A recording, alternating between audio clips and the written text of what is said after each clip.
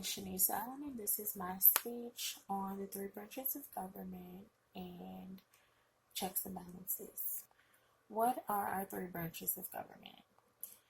The three branches of government are executive, judiciary, and legislative branches.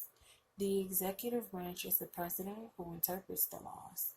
The judiciary branch is the Supreme Court and other lower federal courts which enforce the laws, and the legislative branch is the Congress that makes the laws.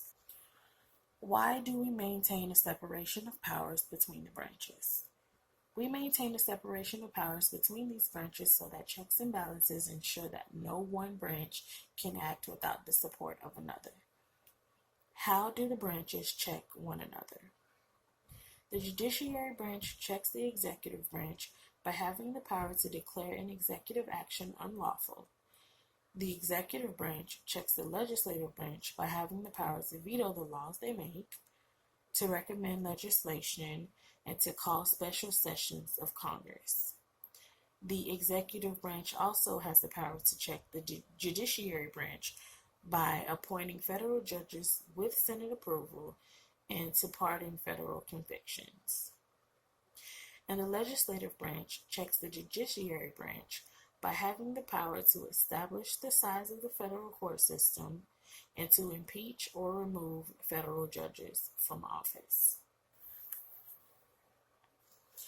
An example of one power checking another is the legislative branch checking the executive branch by overriding a veto. This was done in September of 2016 when Obama vetoed the 9/11 bill.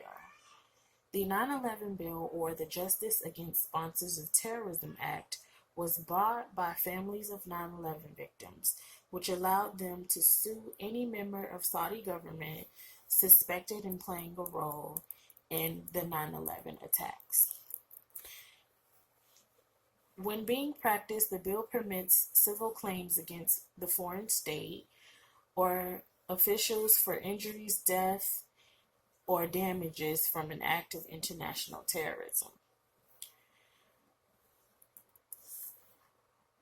Obama initially vetoed the bill, and Congress did an act of overriding his decision, which gave families of 9/11 victims the right to sue Saudi Arabia.